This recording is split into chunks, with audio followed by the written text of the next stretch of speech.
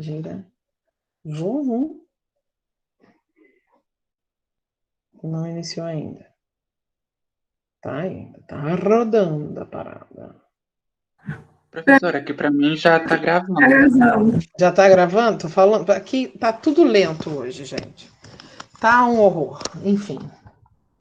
Eu não sei se é a minha internet, se é o meu computador. Boa noite, Vitória. Agora aqui tá dando como gravando.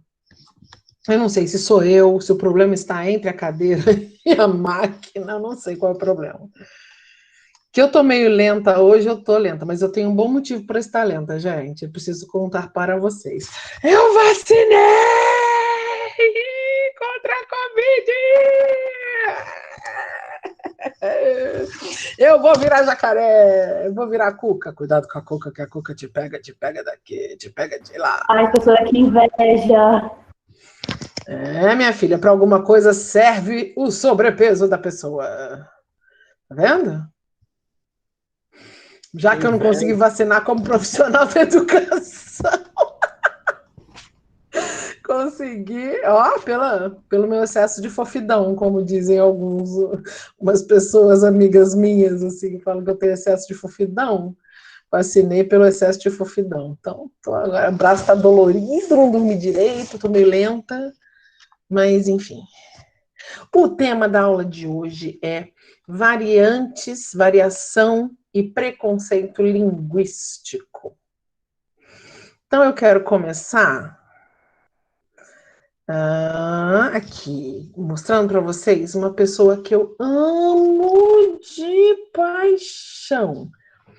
Eu tenho aproximadamente 1.800, 1.700, mais ou menos, páginas lidas sobre esse cara.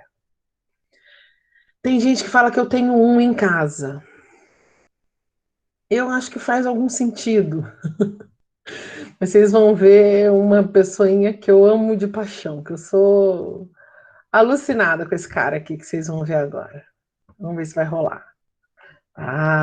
Tem uma propaganda antes, né, gente? Porque, né? Fazer o quê? Nós é pobre, tem que assistir YouTube com propaganda. Em produtos Oreo, concorra a prêmios em dinheiro e a prêmios instantâneos. Cadastre-se e participe. Tá todo mundo ouvindo? Sim. Sim.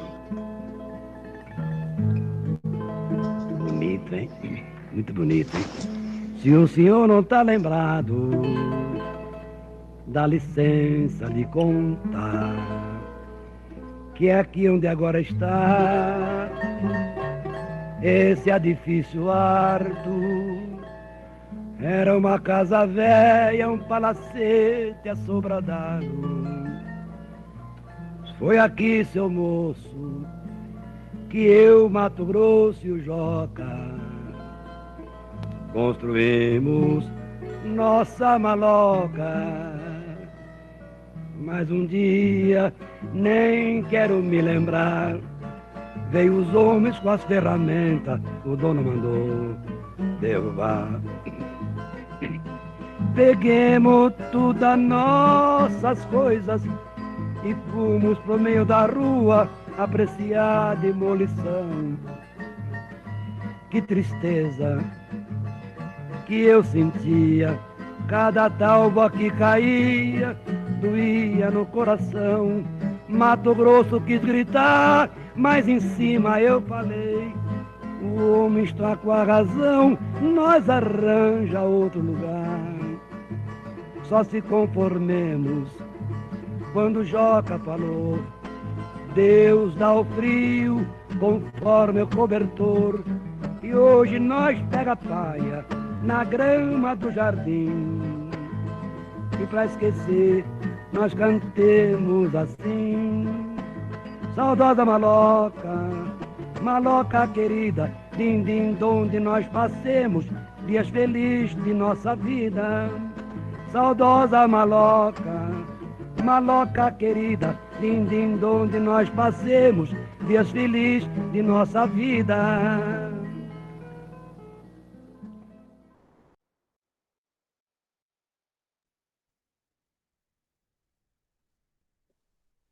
Quem que conhece a Dona Irã Barbosa? Normalmente a galera conhece pelo menos o Trem das 11, né? Sim, só esse que eu conheço. Pois é. Chamo ele de tio Dodô. Acho que eu sou íntima do cara, né? Tem gente que fala que meu pai parece, meu pai falando parece a Dona Irã. Lembra um pouco mesmo. Sotaque assim, italianado, embora meu pai não tenha nenhuma ascendência italiana, esse sotaque italianado, meio mistura de paulista com italiano, com sulista, sei lá o quê, lembra muito um jeitão assim de misturar as coisas, né? De comer os S's. Nós pega paia nas gramas dos jardim, né? Meu pai faz esse jardim, inclusive o D, ele faz desse jeito. A gente tem aqui, nessa música, inclusive muita gente escuta falar da saudosa Maloca e acha que é uma música, assim, divertida, porque muita gente, quando escuta da versão dos Demônios da Garoa. Eu não gosto, honestamente, porque eu acho que é uma música extremamente triste. O assunto é muito triste. E o samba paulistano é um samba mais entristecido de alguma forma, né? Ele é engraçado pelo sotaque e tal, né? O Paulo Vanzolini, o Adoniran, né? Que são os principais nomes do samba paulistano, principalmente do final do século passado, eles têm uma pegada um pouco mais entristecida do samba. Mas é bem periférico mesmo, né? Aquele samba que você consegue perceber a periferia de São Paulo. Você escuta, né? Que nem a gente brinca em São Paulo, a ZL, a Zona Leste. Você escuta aquela coisa bem, bem povão mesmo.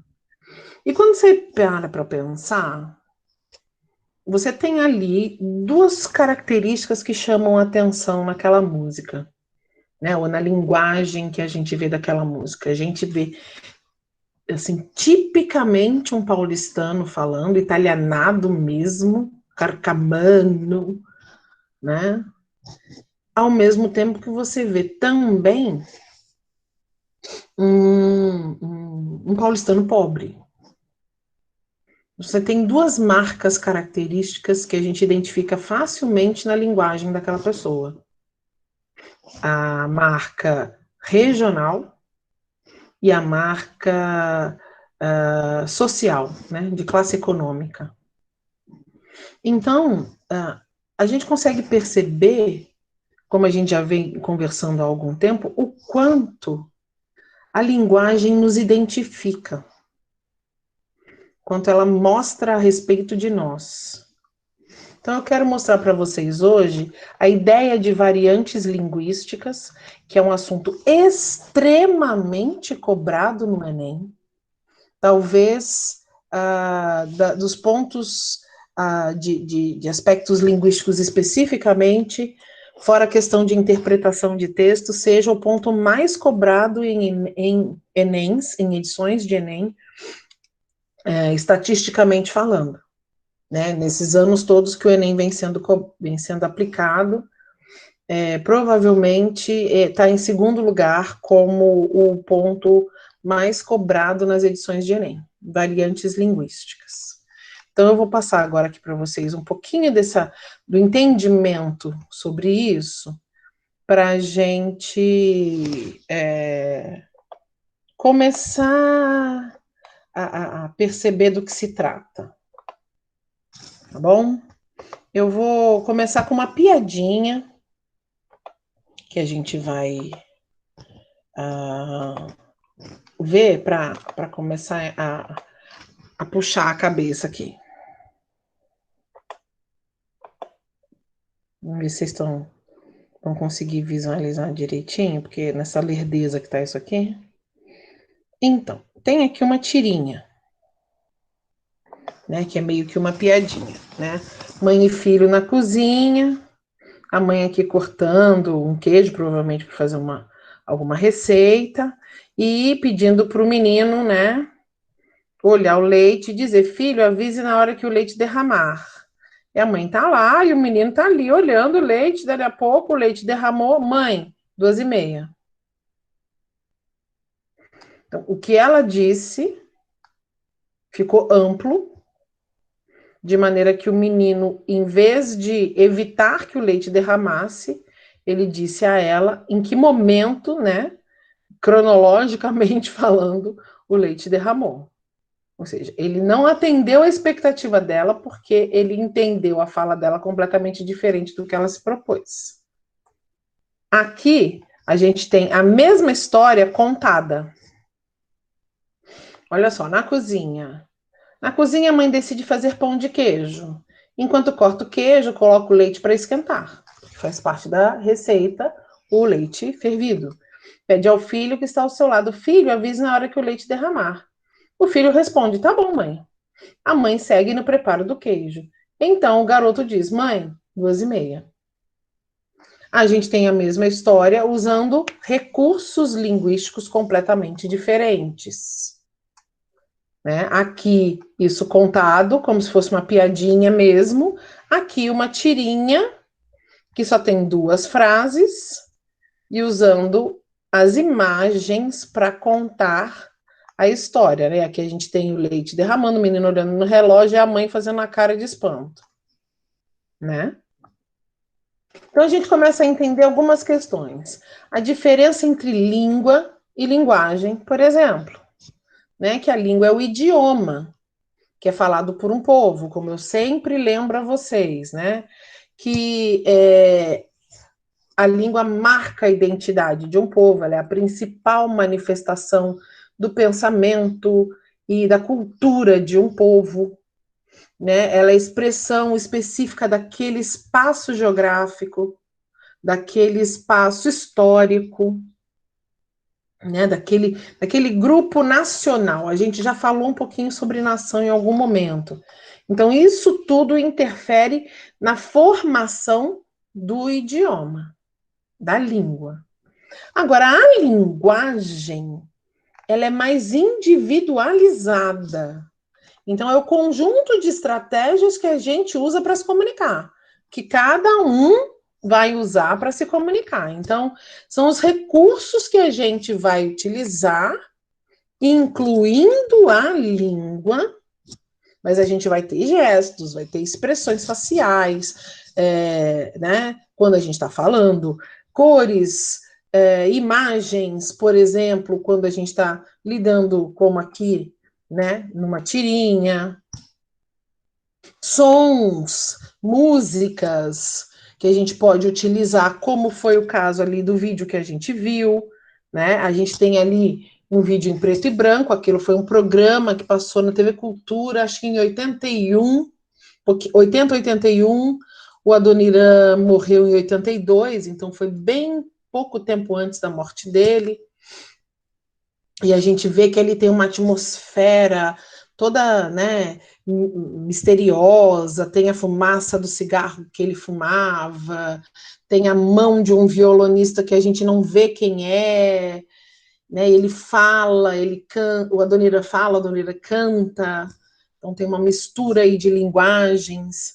Então, quando a gente vê aquela fumaça, a gente já associa ao cheiro do cigarro. Quando a gente escuta aquele samba, a gente associa ao movimento da dança, né? Alguém dançando, por exemplo. Também, né, qualquer espécie de movimentação também é uma espécie de comunicação. E, como eu disse, obviamente, a própria língua. Então, tudo isso articulado compõe a nossa linguagem. É um recurso que são os recursos, melhor dizendo, que a gente se utiliza para se comunicar. E é óbvio, como cada um de nós, mesmo dominando uma mesma língua, tem diferentes experiências, tem diferentes culturas, idades, viveu em lugares diferentes, tem graus de instrução diferentes, enfim.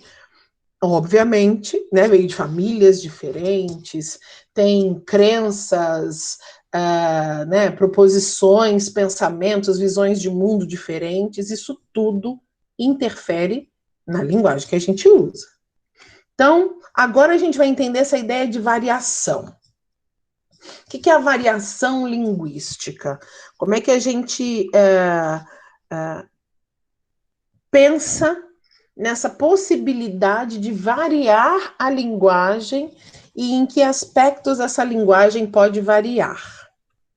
Então, primeira coisa, quando a gente pensa na língua portuguesa, primeiro a gente tem que entender que a língua portuguesa não é só o que a gente fala no Brasil, no estado do Rio de Janeiro, na cidade de Volta Redonda, por exemplo. A gente tem que entender que ela é uma língua, um idioma que é falado oficialmente no Brasil, que é um país de dimensões continentais. Então, evidentemente, dentro do Brasil já existe muita diferença de um lugar para outro. Além disso, ela é falada em Portugal, que é um país pequeno, é quase uma ilha, Angola, que é um país maior, Cabo Verde, Guiné-Bissau e Guiné Equatorial, Moçambique, São Tomé e Príncipe e no Timor-Leste. Então, são muitos países, a maioria africanos, que foram colonizados por Portugal e aí acabaram recebendo como herança colonial a língua e muito do pensamento da cultura portuguesa. Mas a gente, mesmo recebendo essa língua e esse pensamento da cultura portuguesa, nós falamos todos do mesmo jeito? Não. E dentro do Brasil, falamos todos do mesmo jeito? Também não. Como eu já disse para vocês, para a gente poder, por exemplo, hoje, ler um poema do Camões, provavelmente a gente só vai ler bem lido com o português do Brasil, por conta das nossas vogais, né? Por exemplo. Então, a gente tem que entender que a língua ela é dinâmica. Ela se renova e se adapta às necessidades dos falantes. Ela é viva. Ela está em constante mutação. Se a gente pegar, por exemplo, o português que chegou no Brasil em 1500, ele é ilegível para nós. Eu não tenho como mostrar para vocês agora, que meus livros estão todos encaixotados. Mas eu tenho diversas versões, ou diversas edições, melhor dizendo, da Carta de Pero Vaz de Caminha. Porque uma das minhas pesquisas né, da academia, foi o meu projeto de entrada do doutorado, eu acabei não tocando essa pesquisa, mas foi meu TCC de graduação sobre a Carta de Pero Vaz de Caminha. É uma das minhas pesquisas. Você começa a ler, você não consegue ler. Você precisa de uma tradução do português, transição, né, da Idade Média para a Idade Moderna, para o português atual. Senão você não consegue ler, é impossível. É outra língua. Por quê? Porque essa língua foi se renovando, foi se adaptando às necessidades dos falantes nos diferentes lugares, nas diferentes ocasiões, nos diferentes momentos históricos. Isso tudo foi, ao longo do tempo, interferindo na constituição, na formação da língua portuguesa. Não é à toa que, de tempos em tempos, é feita uma reforma na língua portuguesa. Coisa, por exemplo, que a língua inglesa não faz. Por isso que existem tantas letras nas palavras em inglês que elas não são pronunciadas. A última reforma foi no período shakespeariano, em 1500 e alguma coisa. Então tem muito... O inglês ele é muito mais distante a escrita da fala do que o português justamente por causa disso. Porque ele não se reforma. As regras, as proposições, elas não vão se adaptando às renovações que a língua vai apresentando conforme ela vai sendo usada pelos falantes. Mas a gente precisa entender que novas realidades exigem adaptações de comunicação. E a língua, ela vai se adequar gostando o falante ou não, aceitando o falante ou não. Hoje a gente tem, deixa eu voltar aqui só um pouquinho que eu quero ver vocês. A gente tem atualmente alguns grupos em polêmica, por exemplo, por conta do uso do que eles chamam de elemento neutro. Opa, cadê? Deixa eu ver aqui, o Henrique colocou.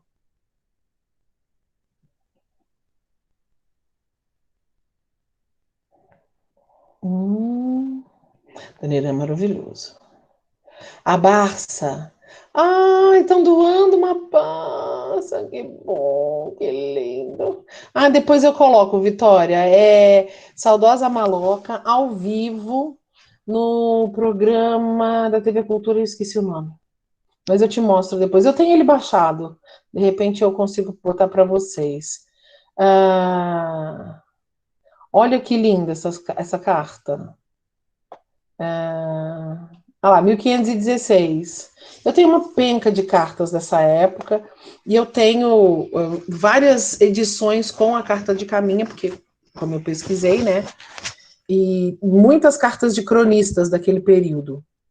Pero de Magalhães Gândavo, tem... Eu comecei a fazer até como aluna da Letras, quando eu dava aula lá na FOA, uma pesquisa sobre a carta de um alemão que foi pego por índios, por uma tribo, os Tupinambás, lá de Angra, que era uma tribo antropofágica. Então, eles devoravam, eles comiam os seus inimigos com a intenção de, né, na crença deles, era a forma de adquirir as virtudes dos seus inimigos, era através da alimentação, né? Eles eram canibais. E o cara conseguiu escapar, a ponto de conseguir mandar uma carta para a Alemanha. Então, fugiu o nome dele aqui agora.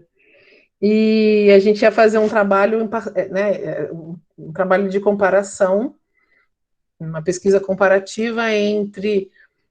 Gente, tá aqui, é com S.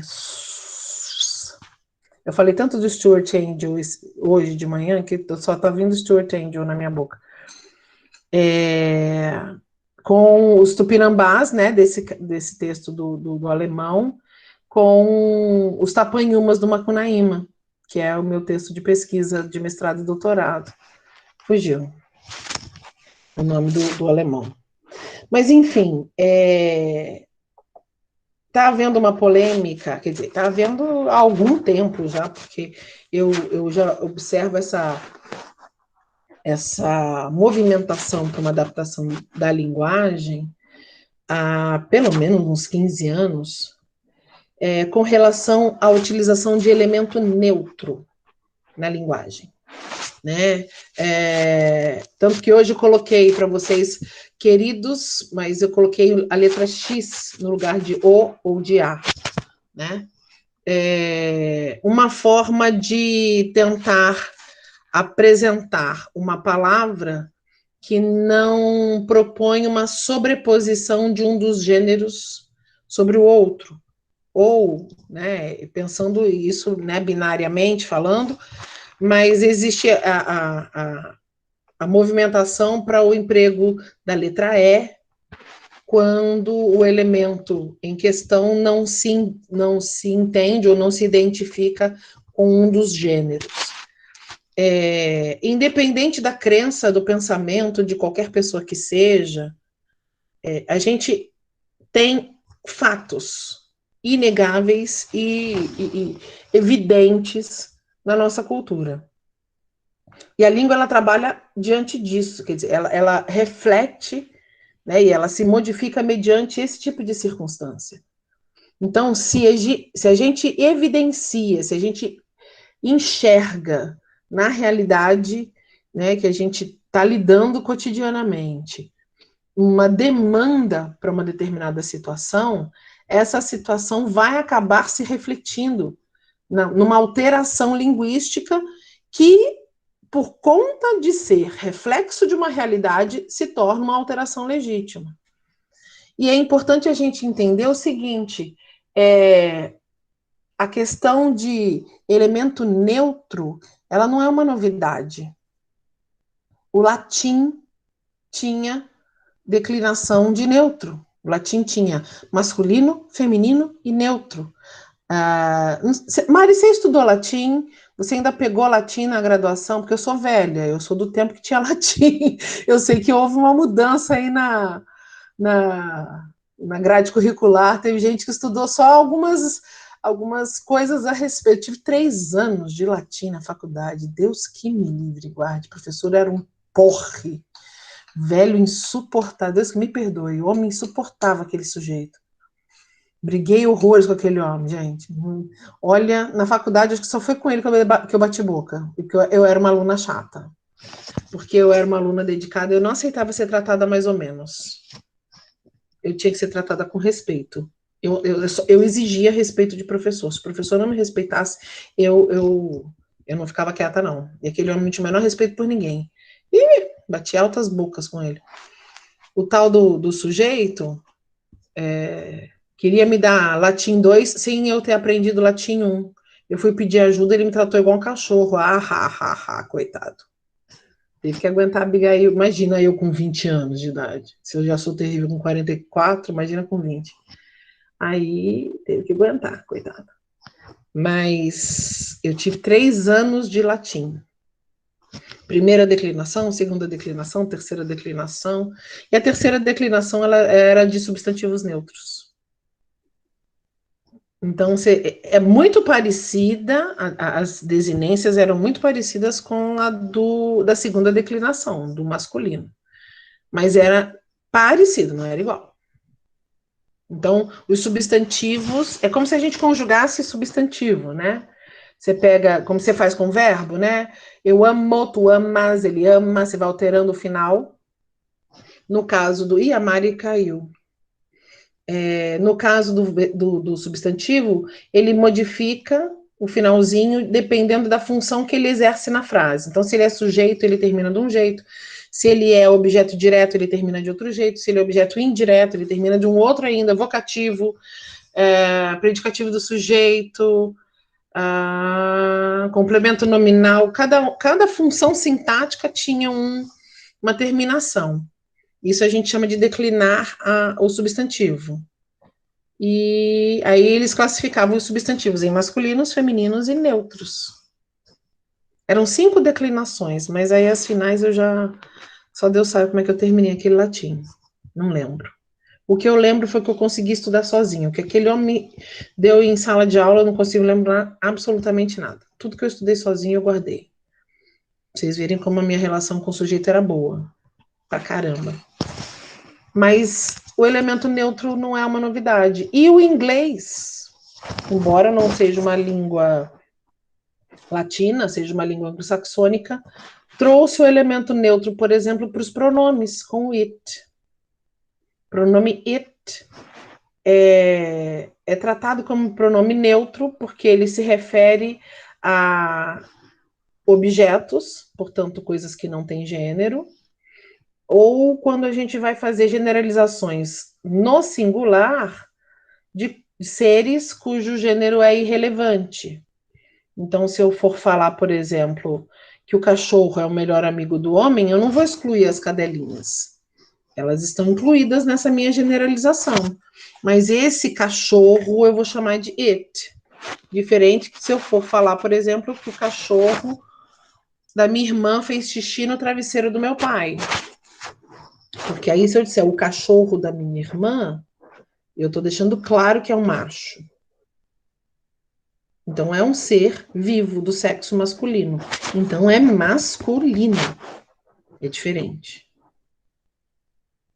E isso em inglês é diferenciado. Existem circunstâncias que eles usam it até para seres humanos. Quando você diz, por exemplo, que o bebê precisa ser amamentado até os 6 meses de vida no seio materno, você não exclui as meninas. Então, você fala o bebê, você pode dizer it. É uma generalização. É um pronome neutro. Então, de qualquer maneira, a gente tem que entender o quanto essa linguagem expressa o pensamento e a realidade linguística e social e sociológica, né, de um povo. histórica de um povo. E é isso que ela vai fazer. Por isso que ela vai se adaptando. Por isso, por exemplo, hoje a gente tem um você que saiu da categoria de pronome de tratamento e foi para o pronome pessoal, porque ele era vossa mercê. Virou vós mercê, virou vossum ser, virou você, hoje é C ou VC quando você escreve. VC, mas aí é o você. Mas é C. Você vem aqui hoje? Ele foi encolhendo. Ele é tão curto quanto tu. Então, ele migrou da categoria de pronome de tratamento para a categoria de pronome pessoal. Isso oficialmente ainda não está aceito, mas está em vias de. Porque existem muitos livros didáticos de língua portuguesa que incluem o você com pronome pessoal e não com pronome de tratamento. É óbvio. É óbvio. A gente não usa o você com pronome de tratamento, a gente usa com pronome pessoal. Tem que ser adaptado. Pelo menos no português do Brasil. Você pode dizer isso, né, não visualizar isso em outras variantes do português, mas do Brasil, com certeza, sim. Tá? Só para fazer um adendo rapidinho. Então, vamos voltar aqui porque eu sei que hoje eu estou apertada com o tempo. Então, voltando aqui. A variedade linguística indica isso, né? Por isso os donuts estão diferentes, só porque eu tô com fome, tá? Mentira, que eu lanchei antes de vir. São os diferentes modos de falar uma mesma língua. Então, eu vou variar a minha forma de expressar a língua. Então, é a maneira que o falante encontra para se comunicar em situações e lugares variados. Um mesmo falante é perfeitamente capaz de usar diferentes variedades linguísticas ou variantes linguísticas, levando em consideração justamente situações, lugares e etc. O sotaque é um dos elementos que pode identificar uma variante linguística, ou uma variação linguística, mas não é o único. O sotaque é sim um deles, mas não o único.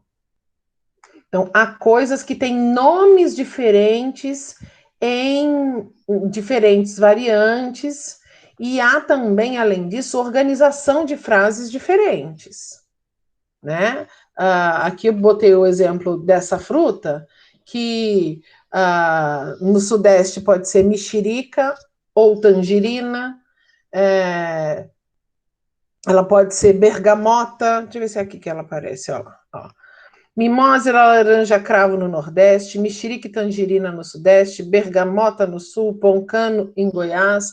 Então, você tem uma variedade de possibilidades dessa mesma fruta em diferentes lugares. Se alguém lembrar de mais alguma que eu não lembrei, pode me trazer aqui de recordação, tá? Agora, como é que a gente vai identificar essas variações linguísticas? Eu posso ter uma variação regional, por isso que eu botei um mapinha aqui do Rio de Janeiro. Como é que é essa variação regional? É especificamente ligada ao espaço, né? Então, ela é ligada à cultura e à característica própria de cada lugar.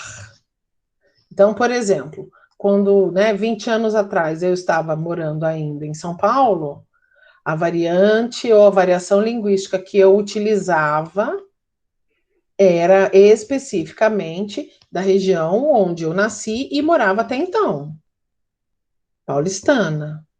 Eu estou há quase 22 anos em Volta Redonda. Eu não falo mais a variação linguística da região de São Paulo. Eu praticamente desaprendi, porque eu convivo nesse espaço onde a gente está hoje há muito tempo. Então, não vai ser simples manter aquela variante ou aquela variação linguística que eu utilizava. A tendência é que eu vá me adaptando em sotaque, em vocabulário, em organização de frase. Outra variação linguística é a histórica, por isso que eu botei aqui uma imagenzinha bem característica de coisa antiga, botei uns guardas romanos aqui, andando na minha xará, na biga. Aqui, ó. Por isso que eu prefiro o apelido de Bibi. Biga não me agrada muito, não por causa disso. Porque imediatamente eu lembro desse negócio aqui. Por que eu estou falando da histórica? São as mudanças que ao longo do tempo a linguagem vai sofrendo. Às vezes, a gente não precisa ir tão longe, que nem eu falei agora aqui da carta de caminha. Se a gente pegar uma conversa, por exemplo, entre uma senhora ou um senhor em torno dos seus 80 anos e uma adolescente ou uma criança em torno dos seus 12, 14 anos, dependendo de como for, é uma conversa de maluco, porque não necessariamente essas pessoas vão se entender. Um outro exemplo bem claro, eu fui a Campos do Jordão uns anos atrás, alguns bons anos atrás, uns 10 mais ou menos, e lá tem o museu do governo do estado, onde inclusive estão algumas das obras da Tarsila do Amaral maravilhosas, entre elas os operários, então quem puder ir até lá, os operários estão lá, e o retrato que ela fez do Mário de Andrade, maravilhoso, também está lá. Mas antes dessa parte da Tarsila, tem um setor que é só sobre o Monteiro Lobato. E nesse setor existem cartas que as crianças do início do século passado mandavam para o Monteiro Lobato por causa das histórias infantis, né? Principalmente voltadas para o sítio do Capão Amarelo, Reinações de Narizinho, o Reino das Águas Claras, enfim. Se a gente pega aquelas cartas, elas ficam ali expostas numa vitrine e a gente consegue ler. Gente, a linguagem daquelas crianças é uma coisa de maluco. Você não consegue identificar uma linguagem que, para o nosso padrão, seja uma linguagem infantil. Você não enxerga criança naquela linguagem. Mas se você for observar, era um padrão de época, porque todas as cartas que aparecem ali estão mais ou menos na mesma linha. Então, é uma variação hoje histórica, porque é uma linguagem que se utilizava há cerca de 100 anos. É característica de uma época, de um período. A variação que a gente chama de social, e aqui eu coloquei os nossos amigos hippies como exemplo da imagem para associar, é uma variação que é relacionada a classes sociais, faixas etárias e grupos étnicos. Aqui, até o exemplo que eu dei anteriormente pode ser mais claro, mas eu acho que o mais específico não é nem faixas etárias. Eu botei aqui meio que no embalo do material de onde eu tirei essa organização, mas eu acho que a gente pode pensar muito mais em grupos étnicos e classes sociais, que aí a gente vai de encontro ao que o Adoniran apresentou lá na saudosa Maloca. Porque o assunto da música é um assunto absolutamente trágico, né?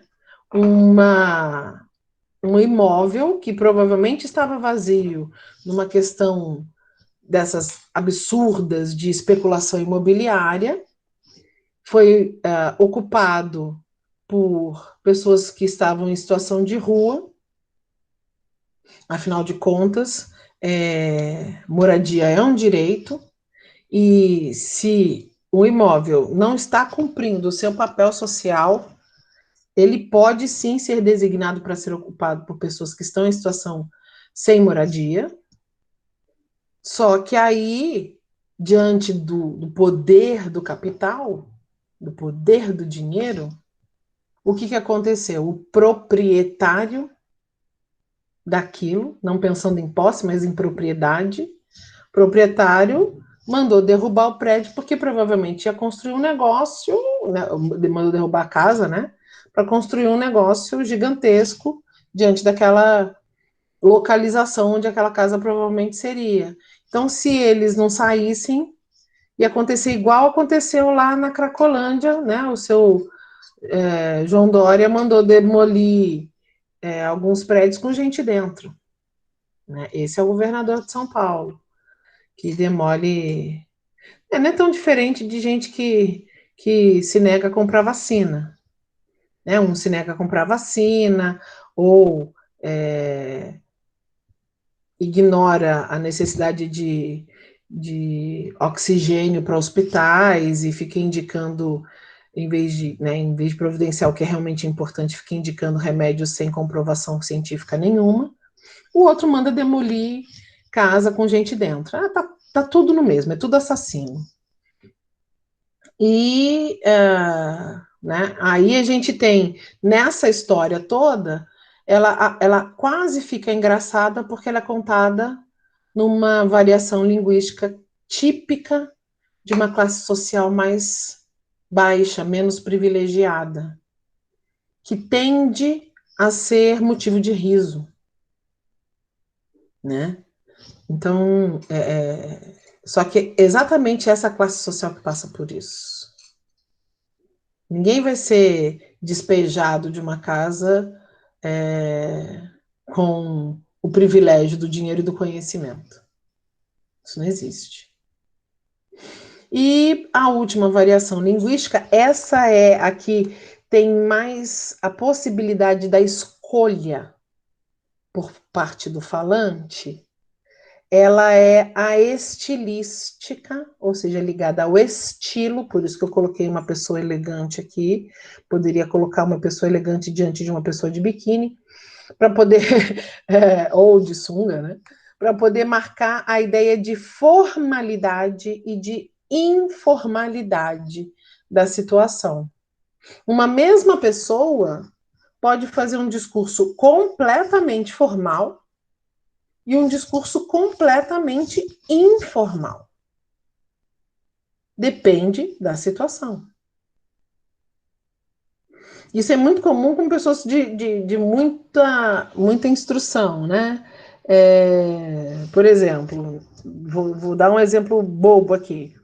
No tempo de doutorado, era muito comum, final de semestre, a gente combinar entre os colegas de fazer uma confraternizaçãozinha, terminar a aula, ir para um restaurante ou para um barzinho em algum lugar e tal. E eu me lembro que quando a gente terminou a primeira disciplina do meu orientador, a gente foi, ele combinou da gente ir lá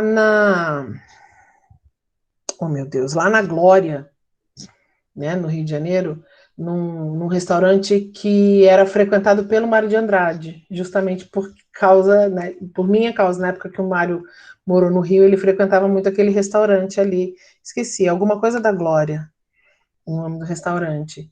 E aí você vê, durante um semestre inteiro, uma pessoa com uma cultura, né, absurda, o sujeito fez doutorado, mestrado e doutorado na Sorbonne, na França, orientado por um dos maiores filósofos do século XX, que foi o Jacques Derrida, e blá, blá, blá, e você vê, né, dando aula com toda aquela formalidade, dali a pouco o cara está sentado na tua mesa de restaurante, beliscando aqui um amendoim, tomando um copo de cerveja, batendo um papo, falando bobagem, e rindo e zoando com o garçom, que ele já conhece há trocentos anos, e tudo bem. Então, você tem ali, né, a escolha entre a formalidade e a informalidade, né, é um estilo, é a adoção de um estilo, porque a situação te permite uma escolha dessas. As outras não são tão escolhas assim, né? A regional você pode até se adaptar, mas não é exatamente uma escolha sua. A social, a não ser que você realmente pertença alguns grupos étnicos, em algum dado momento você não esteja nesse grupo, né? Aí é um pouco diferente. E os tipos de linguagem, por exemplo, a verbal, aqui usa só, né, mais palavras para o ato comunicativo. Falar do escrito, aqui tem um pedacinho de uma carta bem bonita, mas em espanhol, para a gente olhar. A linguagem não verbal, como, por exemplo, a de um semáforo, né, que não usa palavras de maneira alguma, nem escrita, nem falada. Ela é feita por sons, imagens, cheiros, cores, tal. Até o Davi e o Pedro Paulo, eles começaram a me chamar de Tia Bill quando eu contei a história do meu sobrinho. Eu tenho um sobrinho que está com 16 anos, que quando ele era pequenininho, ainda nem tinha a irmã dele. Uma vez ele veio para a Volta Redonda, ele, na época ainda acho que morava na Bahia. Veio à Volta Redonda e veio aqui para casa dos meus pais. Eu não morava aqui mais já. E cheguei da minha casa aqui, ele estava num quarto, numa sala de TV, sei lá onde ele estava. E eu cheguei, cumprimentei minha irmã e tal, meu cunhado, estava conversando com eles, e ele escutou, o Lucas devia ter uns 2 aninhos. Isso, acho que foi quando a Pri veio ter a Maria Luísa. E ele escutou a minha voz. Ele só ouviu a voz. Detalhe, nós somos em 3 irmãs, mais a minha mãe, e as 4 têm vozes muito parecidas. O Lucas ouviu a minha voz e só fez assim, Tabil! E saiu correndo, só escutei só escutei isso. Tabil! E os passinhos. Daqui a pouco eu só vejo aquele cotoquinho de gente pulando no meu pescoço. Então, qual foi a comunicação? Não foram as minhas palavras. Foi o som da minha voz. Porque a palavra qualquer um poderia falar, mas ele me identificou pelo som da minha voz. Então, o que ele identificou foi uma linguagem não verbal. Ele conseguiu perceber a minha voz diferente das vozes das outras pessoas. Ali éramos em 3 mulheres conversando, eu, minha irmã, mãe dele, né? E a minha mãe. E ele conseguiu perceber a minha voz diferente das vozes das outras 2. Então, é uma comunicação através de uma linguagem não verbal. A gente se comunica por imagens, cheiros, né? O tal do cheiro de queimado. Corre que o arroz está queimando. Né? As cores, por exemplo, no sinal de trânsito, expressão facial e corporal, quando você dá uma mancada e a tua namorada te dá aquela olhada de lado, assim, do tipo, em casa a gente conversa, sabe? Por exemplo, minha mãe faz isso direto com meu pai, coitado, meu pai. Também ele dá cada furo que ninguém merece, tadinho. E há que a gente chama de verbo visual, que é a que mistura os dois, né? E aqui, por exemplo, né, a tirinha que tem as 2 coisas, porque você vai olhar a cara do espelho, a cara da Mônica e o diálogo, né? Nessa tira, não, a cara dela, a cara dele. Né? Espelho, espelho meu, existe uma garota mais linda do que eu, toda feliz pro espelho. Aí eu, pô, nessa tira não. Aí ela, com aquela cara do, né? Caraca, sobrou para mim. Então você tem as 2 coisas juntas, dialogando aqui, né? Isso aqui eu vou pular e quero chegar aqui. Preconceito linguístico. Vou até parar e voltar para olhar vocês. Até aqui, tá complicado? Tô indo muito rápido?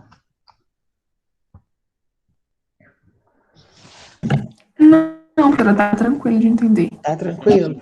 Gente, tem até fuxiqueira, sério mesmo? Mandarina, fuxiqueira, manjerica. Meu Deus do céu, não sabia dessa não.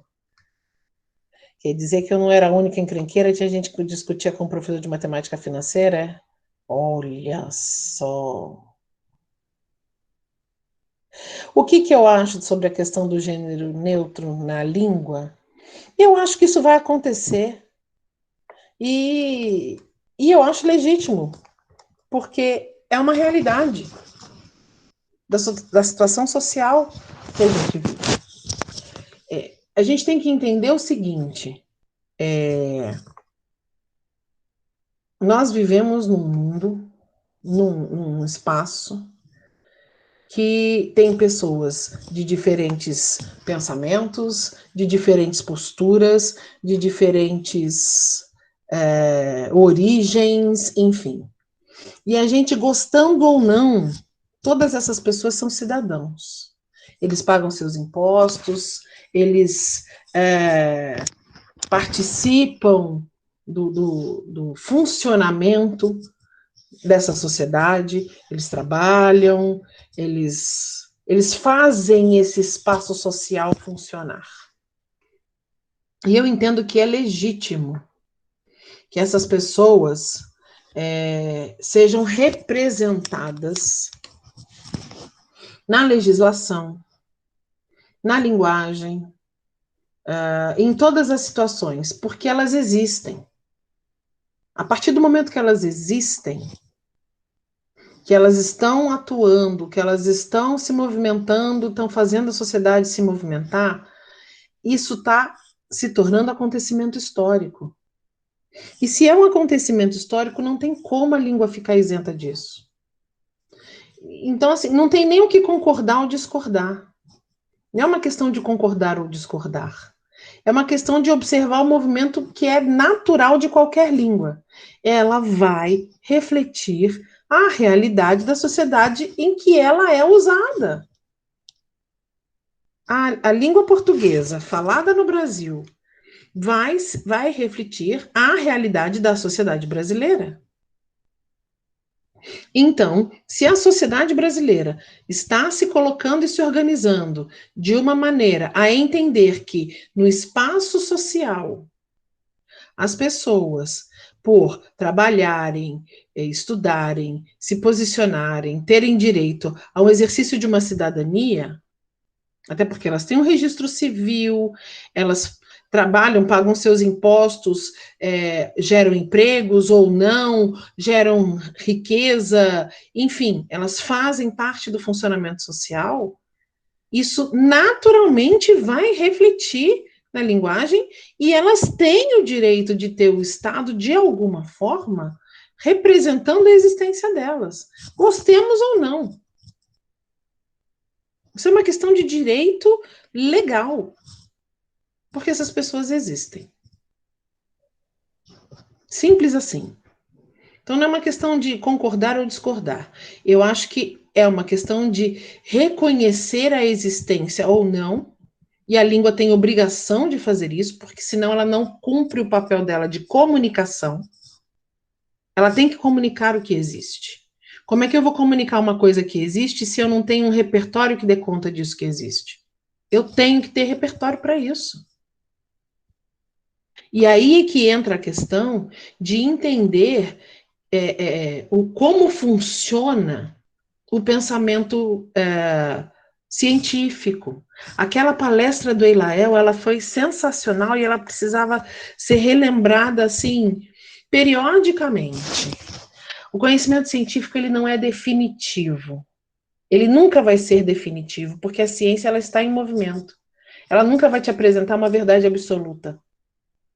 Só que, mesmo não tendo uma verdade absoluta, ela se dispõe a buscar alguma coisa que possa ser verdade, mesmo que relativa, e uma verdade que, de alguma forma, traga uma nova forma de enxergar as coisas.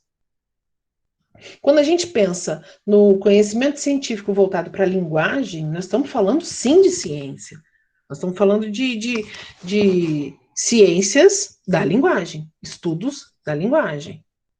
Eu não sou doutora em língua portuguesa, eu não sou doutora em linguística, nem linguística pura, nem aplicada, nem nada disso. Meu doutorado é em literatura brasileira. Então, minha praia é interpretação de texto. Né? O meu negócio é ler. É como ler. Então, a formação da linguagem, isso aí é com Alexandre, entendeu? Aliás, do nosso grupo aqui é um problema, porque eu sou da literatura, a Elisa é da literatura, a Luísa é mais para literatura, é um problema. Oh, meu Deus, o menino que está com a Elisa Fugiu. Fernando é da literatura. O Fernando é doutor. Fernando, a gente se cruzava nos corredores da FRJ. Quando eu vi que era ele, eu falei, menino, você tá aqui, você tá perdido em Volta Redonda. Então, assim, o doutor em língua portuguesa do MEP é o Alexandre. Ele que é o cara realmente capaz de explicar isso de uma maneira profunda. Né? Eu falo aqui como alguém que precisou estudar essas coisas até para lidar com o estudo da interpretação do texto, da leitura de um texto, da análise de um texto. Mas não tem como. Não tem como. Eu preciso, de alguma forma, não me despojar das minhas crenças, da minha fé, da minha visão de mundo, mas eu preciso... como é que eu posso dizer? Eu preciso colocar em paralelo. Não esquecer que existe, muito pelo contrário, até porque isso é impossível. Ninguém consegue. Agora, colocar em paralelo, andar junto, ao lado. Não na frente, nem atrás, nem por cima, nem por baixo. Ao lado. Do que eu vejo do mundo, do que eu entendo do mundo, pessoalmente, e aquilo que eu vou descobrir nas minhas pesquisas. Porque eu preciso ter um olhar científico para a coisa. E a ciência mostra que entender a linguagem passa por aceitar o fato de que a linguagem reflete, ela é reflexo, ela é resultado de um movimento social, né, uma mobilidade social que a gente não tem controle. Ninguém tem controle. E se a gente não tem controle, eu não tenho como determinar o que pode ou o que não pode entrar. A gente gostando ou não, os linguistas sendo tradicionais ou moderninhos, essas alterações, mais cedo ou mais tarde, vão ser incluídas na linguagem. Pode demorar 50 anos, a gente talvez nem veja isso ser aceito gramaticalmente falando. Né? Lá na nomenclatura gramatical brasileira, na NGB, eu nunca acerto essa sigla. Mas vai ser. Porque isso é uma movimentação viva da língua. Vai acontecer. Gostando da gente ou não, vai acontecer. E quem estiver vivo nesse momento, provavelmente não vai ter a visão que a gente tem. Porque isso vai estar muito óbvio para eles. Como para nós, muitas coisas são óbvias. Ou muitas coisas deixaram de ser óbvias. Eu lembro uma vez, logo no começo que eu comecei a trabalhar no MEP, o Zezinho entrou na sala lá da gente em Niterói e só estavam mulheres. No que ele foi cumprimentar, boa tarde, queridas. Ele estava falando queridas, entrou um homem. Aí ele, queridas e querido. Ele não trocou para queridos. E eu achei aquela sacada do Zezinho sensacional. Porque é injusto. O fato de ter um homem na sala obrigar linguisticamente que essa expressão seja toda passada para o masculino é injusto. Se éramos 99,9% de mulheres dentro daquela sala, por que tem que ser masculino?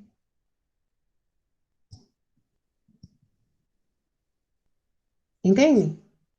Por que eu tenho que atribuir gênero a um objeto que não tem gênero? Por que é o lápis? Por que é a borracha? No inglês isso não existe. Que pensamento é esse que é tão atrelado à ideia de sexo que põe sexo em objeto? Onde que isso aqui é uma fêmea? Onde que isso aqui é um macho? Não faz sentido. Entendem?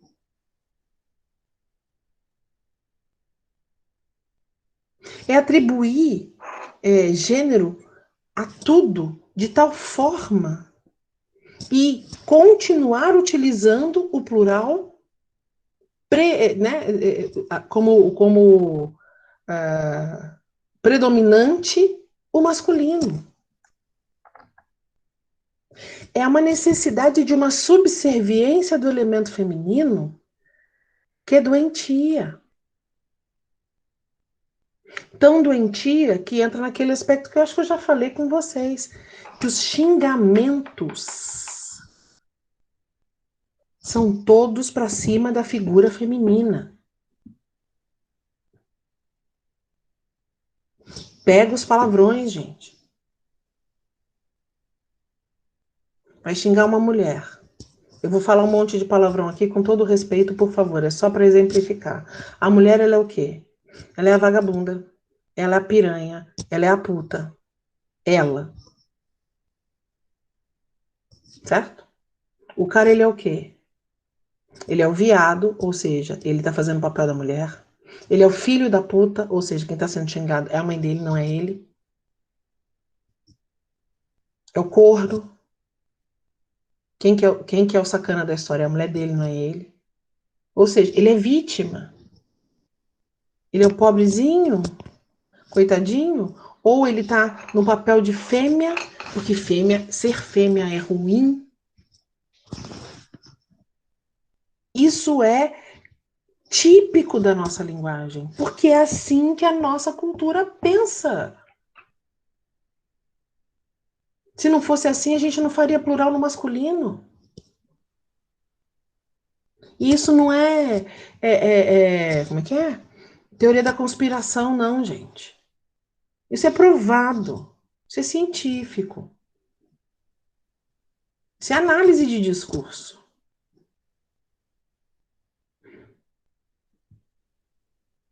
Então, quando a gente entende esse tipo de coisa, a gente entende que uma mudança na sociedade que leva o gênero feminino, por exemplo, a se posicionar de uma maneira diferente,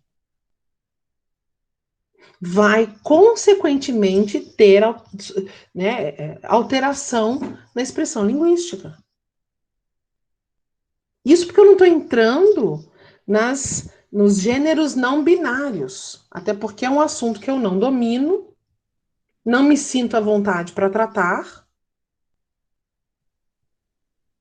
né? Eu não entendo desse aspecto, mas os gêneros não binários vão ter as suas formas de expressão. Gostemos ou não gostemos. Achemos bonito ou não achemos bonito, vai ter. E a gente tem que respeitar. É cidadão. Paga imposto. Tem registro civil. O Estado é responsável por ele.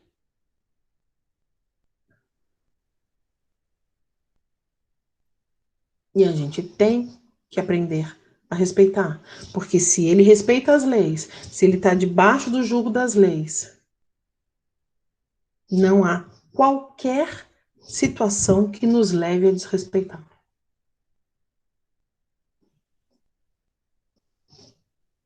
Esse é o ponto passivo da situação. Para fechar, que é o assunto que mais eu gosto de lidar, do preconceito linguístico.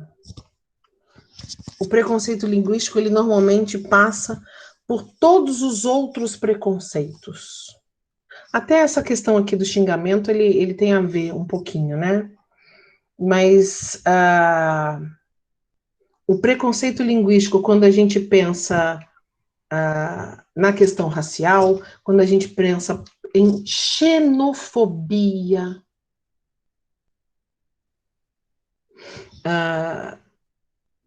por exemplo, né, um nordestino aqui no Sudeste é provavelmente o povo que mais sofre preconceito linguístico. Muito provavelmente. Primeiro porque o povo aqui do Nordeste tem o péssimo hábito de rotular todo mundo numa coisa só. Lá em São Paulo, o povo fala que todo mundo é baiano. Aqui no Rio é tudo Paraíba. Né? Fazer uma mínima aula de geografia e entender aquela divisão tão linda que tem lá no Nordeste, ninguém se dá o trabalho. Né? Eu falo que, assim como acontece com os Estados Unidos, a galera do Sudeste, principalmente de São Paulo, é péssima de geografia. Deviam estudar mais geografia. Porque o resto do país eles não conhecem, assim como os Estados Unidos não conhecem o resto do mundo. Não sabe. Capaz de dizer que a capital do Amazonas é Fortaleza. Né? Alguma coisa desse gênero. Até porque não sabe diferenciar norte de nordeste. Eu cansei de falar, de ouvir meu avô falando nortista. Quem que é nortista? Ah, o povo lá de Recife. Nortista não, nordestino.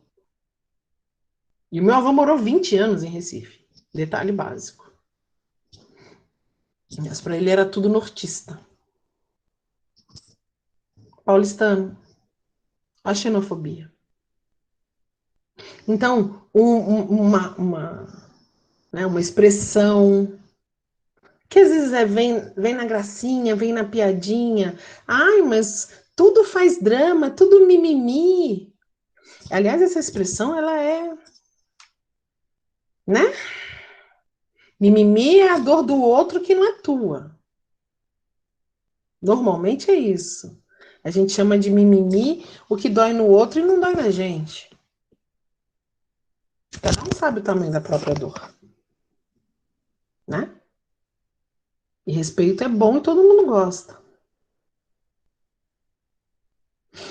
E eu lembro, por exemplo, meu primo é casado, meu primo mora em Fortaleza e é casado com uma menina de Fortaleza. Toda vez que ele vem para cá, no início, todas as vezes que ele vinha para cá, ele passava os primeiros dias só falando a respeito do vocabulário diferente. Não, porque lá, vitamina de banana é bananada. E eu ficava olhando para a cara dele. E eu via que ela ficava completamente sem graça. Num dado momento eu falei assim, escuta, você te incomoda tanto, por que você tá lá? Aí ele arregalou o olho. Ai, Bia, é só uma brincadeira. Eu falei, mas você já viu a cara da sua noiva? Eles não estavam nem casados ainda. Você já viu a cara da sua noiva? Por que ela precisa passar por isso? Aí ele ficou sem graça. Ela ficou sem graça. Falei, desculpa, eu tá falando isso na sua frente. Mas ele não precisa falar isso. A gente já sabe que as palavras são diferentes. Até a gente acostumar a usar uma ou outra. Se a gente está se entendendo, tá beleza. Dali para frente, raríssimas vezes ele toca nesse tipo de assunto. Eu guardei a tal da bananada. Porque ele fica, meu filho não vai falar bananada, ele vai falar vitamina de banana. Falei, ele mora onde? Ele mora em Volta Redonda ou ele mora em Fortaleza? Então ele vai falar bananada. Porque se ele não falar bananada, ele está deslocado. Ele está falando uma coisa que não combina com o lugar onde ele nasceu e onde ele vive. Então deixa o menino falar bananada. Você que está errado. Você tem que falar vitamina de banana em Volta Redonda. Lá você tem que falar bananada, porque lá é bananada. E pronto. Porque quando você estabelece um preconceito linguístico, você está deixando claro para o outro que você entende que a sua forma de falar é melhor do que a dele. Seja porque você tem mais instrução, que é o preconceito em função, né, da classe social, por exemplo. Seja por conta da localização, que é a questão da xenofobia, e assim por diante. Deixa eu voltar aqui para o meu slidezinho só para eu terminar. Rapidinho, agora. Tá acabando. Considerar uma forma de falar como superior às outras, exatamente o que eu acabei de falar. Geralmente, a norma padrão da língua é tida como certa, mais adequada. Então, por exemplo, se uma pessoa fala para mim fazer, em vez de falar para eu fazer, e alguém, né, olha para o amigo e já dá aquela risadinha de canto de boca, tá tomando o para eu fazer como certo e o para mim fazer como errado, dentro da regra da gramática, o para mim não conjuga verbo. Quem conjuga verbo é eu. Então, fazer tem que ser com eu dentro das regras da gramática. Agora, você não entende quando alguém diz para mim fazer? Entende. Por que você tem que rir? Então, quando você faz, né, entende a norma padrão como certa, mais adequada e outras erradas, você está estabelecendo um juízo de valor e muitas vezes algumas variedades linguísticas acabam sendo ignoradas, acabam sendo colocadas de lado. Você acaba, né, rejeitando determinadas coisas. Então, aí a minha pergunta é, existe uma forma correta de falar? De acordo com os linguistas e estudiosos da língua, não. Existe um tipo de linguagem mais adequado a cada contexto comunicativo. A norma padrão é um mecanismo de organização do idioma para nortear as diferentes situações comunicativas. Eu até costumo dizer que a norma padrão, ela existe para simplificar a comunicação. Por quê? Porque muitas vezes, se a gente não pensa na norma padrão, é muito difícil que pessoas de diferentes lugares consigam entender. A norma padrão, ela costuma ser acessível a todo mundo de diferentes lugares falantes de uma mesma língua. Então, ela é para simplificar a comunicação. Agora, ela não. O fato de você utilizar uma norma padrão para tentar nortear essas diferentes situações, isso não inclui.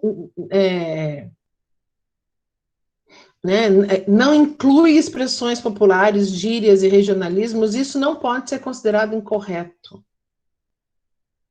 Inclusive, vou chamar aqui de desvios da norma gramatical, nem isso pode ser considerado incorreto, dependendo do contexto em que a gente utilizar.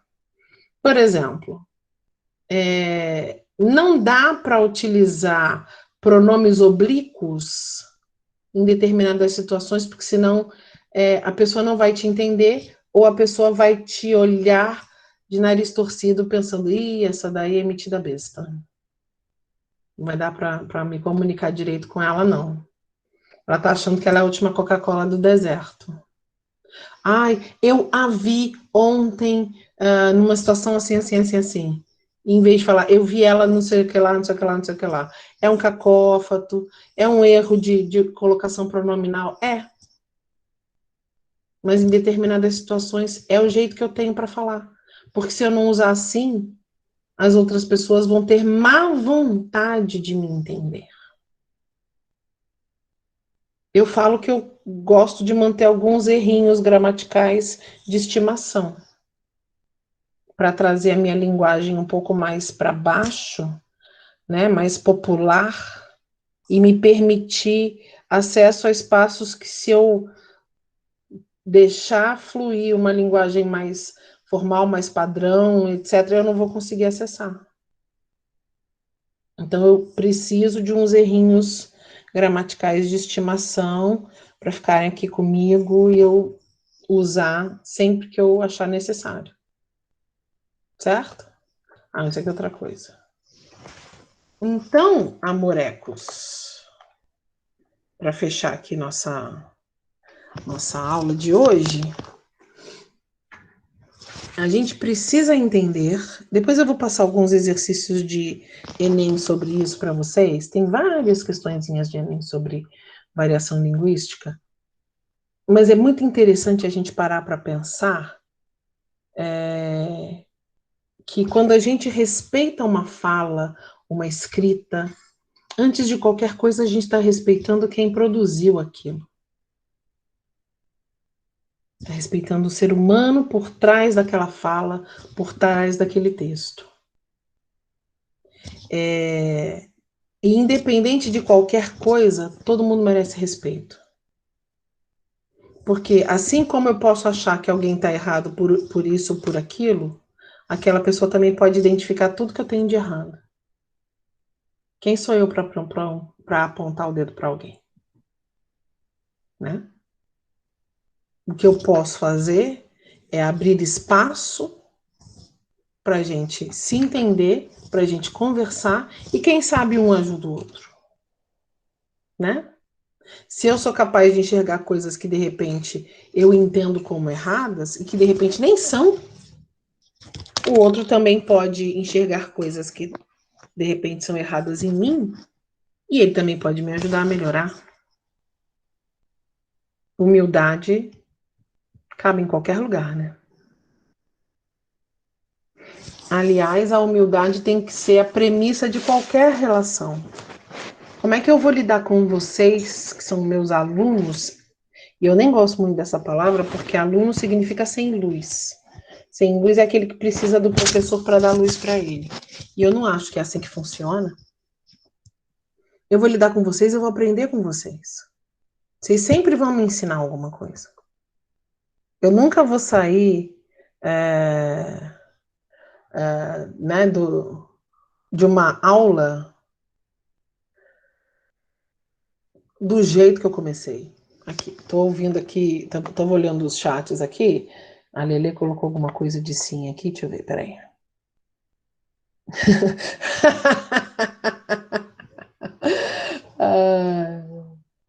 Pernambucano de baiano é briga dá certo, é verdade. Esses palavrões para os homens são meros elogios, perto do que a gente ouve, olha, nem diga. O que mais que eu ia ver aqui? O pior é ser da terra e ter o apelido de carioca, nem fala. E mimimi, você já sabe de quem vem a fala. Normalmente é quem não tem respeito pela dor do outro, né? Frutinha da... Que isso, gente. Sotaque nordestino é lindo. Eu fico falando tanto... pela convivência que eu tive, eu tenho um pouco mais facilidade com sotaque pernambucano. Né? Meu avô morou muitos anos lá. Então eu acabo me apropriando um pouco. Quando eu vejo a Clarice tá falando, igual o pernambucano, tá achando que é gente. Morando em Recife, ó, quem vê. Ô, senhor, gosto demais daquele sotaque. E quando meu primo vem com a como ele diz, com a preta, com a mulher dele, que é cearense, que é de Fortaleza. Ah, gente, é bom demais. E o filhinho? Chegou aqui no Natal, foi comer, a minha irmã foi dar batata para ele, aí ficava, vai, Matheus, fala com a tia, batatinha, ele, babatinha, pronto, ganhou o coração de todo mundo, babatinha, ainda falou tinha, ah, gente, coisa mais linda da tia, gente, titia ficou apaixonada pelo babatinha, coisa mais rica de todas, lindo de morrer, quer dizer, de viver, né, Mateuzinho, com aquele sotaquinho lindo. Cantando todos falamos, graças a Deus o português do Brasil é todo cantadinho. E isso evita que a gente precise de um monte de chatices que outras línguas precisam ter. Queridos, eu vou encerrar, que eu já invadi espaço de aula dos outros, eu sou uma lambona, para variar. Muito obrigada pela paciência, desculpem o atraso mais uma vez, as confusões para começar, tá bom? Um beijo, estava com saudades, falem mais, se puder abrir microfone enquanto eu estiver com o slide aberto, melhor ainda, porque senão eu só vou conseguir ver o que vocês falam quando eu voltar para cá, tá bom? Um beijo, fiquem com Deus. Na próxima terça Imagina, querido. Próxima terça é Ciro e Luísa, né? Na boca do balão. Isso vai denunciar a nossa idade. Essas coisas a gente abafa, tá? Arrebentar a boca do balão é lá do nosso tempo de meninos. Abafa casa. Semana que vem é Ciro. Vocês conseguiram participar no sábado? Foi sábado? Que dia que foi que eu não consegui participar, que eu fiquei uma dor na consciência que eu não consegui participar do evento do Ciro com o menino lá do amigo dele, que é diplomata, gente. Vocês participaram? Tava doida para ver. Sim, foi muito bom, foi muito bom. A roda de conversa sobre relações internacionais, né? Foi ótimo. Ai, tava doida para ver. E o Ciro é sensacional. O Ciro chegou no MEP pela minha mão, mas indiretamente, porque assim, ele é amigo de um grande amigo meu. E aí, esse meu amigo fez a ponte, falou: ó, leva, o cara é ótimo, o cara é ótimo, o cara é ótimo, leva ele para lá. Vocês vão adorar ele. Eu acreditei. Já mandei pro Zezinho o contato do Ciro, ó, meu amigo falou que ele é ótimo. E o Silnano falou, eu acredito. E aí ele chegou e assim, ele é meio formalzão, tal, mas ele arrebenta.